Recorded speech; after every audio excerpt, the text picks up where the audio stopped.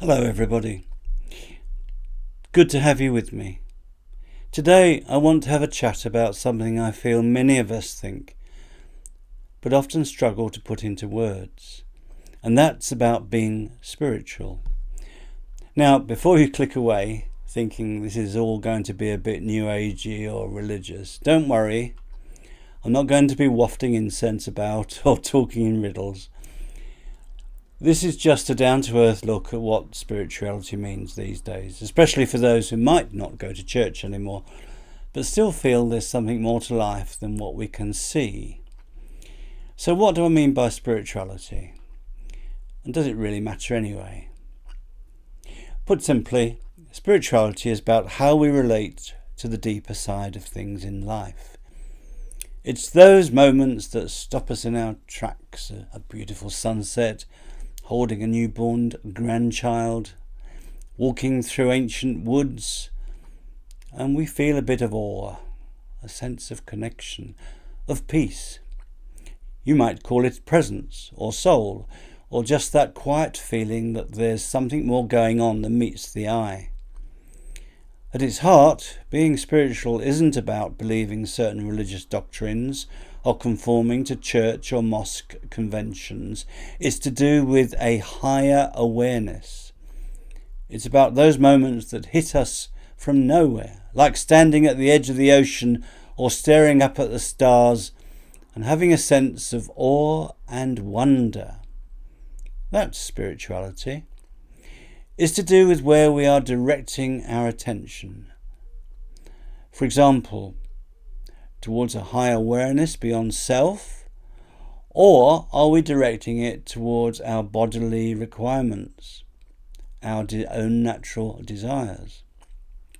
In other words, it's a way of experiencing life. It's about what we feel, we notice, and what we explore for ourselves. Perhaps trying to figure out what matters and our aims in life. Yes, that's also being spiritual. Maybe looking for inner peace, wanting harmony and balance. Again, spiritual. For some, this is found in prayer or faith, or both. For others, it's found in mindfulness, in meditation, or simply spending time in nature, listening to music that moves us, or reflecting quietly at the end of the day. After all, we all are a bit different in the way we are being spiritual.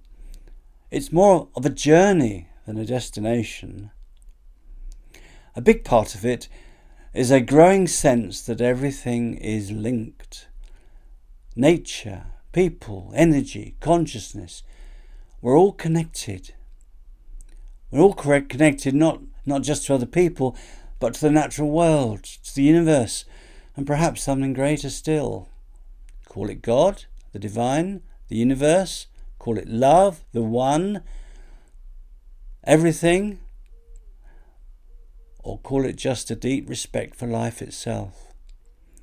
It's that awareness that we are part of something vast and meaningful, something just like we see in our bones when hiking or meditating. Whatever our path, that sense of connection seems to help us be more humble, more compassionate, more human. You may be wondering, how is what I'm talking about different from religion? Okay, let's think about how we use the words religion and being spiritual. Not quite the same thing, but they can overlap. Religion, of course, tends to be more structured, organised services of worship, sacred scriptures, community rituals and rules. Spirituality is more personal. It can exist inside religion or outside of it.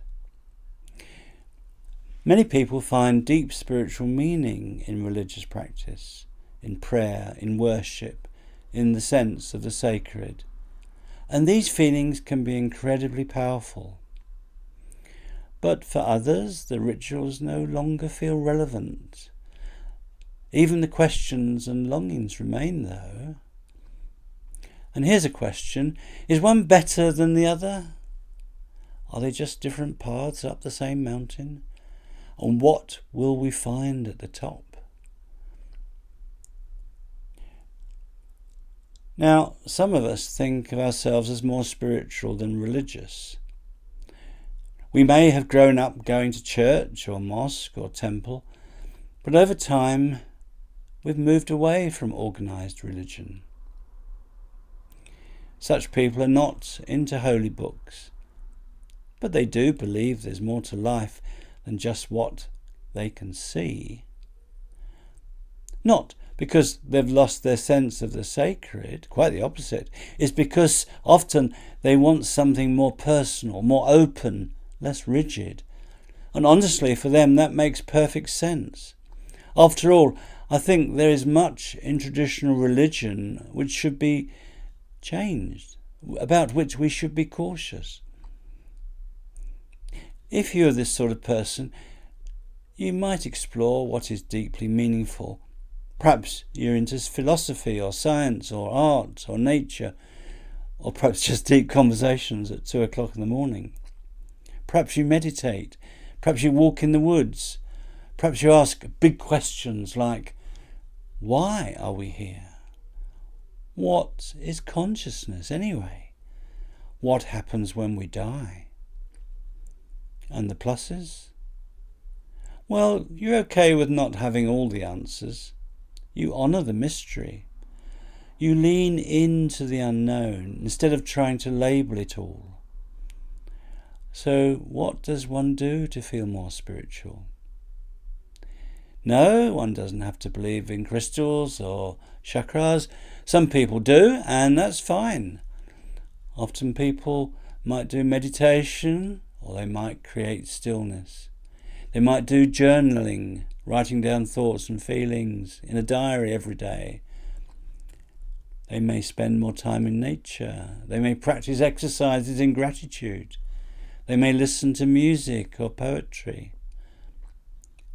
Or simply, as I said before, have more heartfelt conversations. It doesn't have to be dramatic. It doesn't even have to be with other people. Often it's the quiet, everyday moments that hold the most meaning. Whether you're religious, more religious than spiritual, or just spiritually curious, the core is often the same. Living with compassion, being present in the moment, feeling connected, seeking truth and meaning, and finding a sense of inner peace. That's what most wisdom traditions across the globe say too, even if they wrap it up in different languages or rituals or terminology.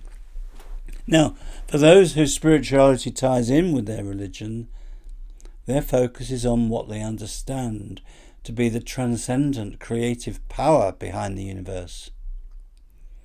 For my religion, this is the presence of the divine human face I call the Lord, a loving presence that's not just out there in the cosmos, but also deeply personal. I was brought up and stayed within a Christ-centered religious movement called the New Church. This uses the Swedish philosopher Emanuel Swedenborg's insights into the deeper messages found in the Bible. And for many of us, spirituality is not just about belief, but about relationship, a sense of being known, loved and guided. And Swedenborg had quite a bit to say on this. He saw the divine spirit, the height of Christ. He saw this as the very source of pure love and wisdom. All that is good and true, he said, flows from that source, from that origin. And so for people of prayer, people of faith, their inner contemplation comes to be more routine, is a kind of quiet realignment, is bringing one's heart and mind into harmony with something higher. Many, of course, describe this as bringing a deep peace, a clearer sense of purpose, and that comforting feeling that they're not alone in the world. Now, I'd like to talk about the benefits of spirituality. For many of us, whether or not we follow a particular religion, whether or not we're religious, our inner outlook can bring a real sense of personal well-being. Because at its heart, being spiritual can encourage a healthier relationship with ourselves. It means accepting our own flaws without being flattened by them. It means being able to hear criticism without feeling under attack. It's the opposite, really, of constantly trying to defend an image of perfection. There's a quiet confidence that comes with self-acceptance, the sense that you can be honest about who you are, and to do this without needing to prove anything. Now, that's not the same as giving yourself up entirely for others or always putting yourself last. It's more about acting in line with your needs whilst staying open and truthful in your relationships. And there's something quite freeing in that.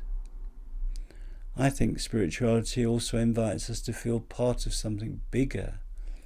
This is the religious aspect of my own life, to connect with what something I call a higher power, which I've mentioned earlier.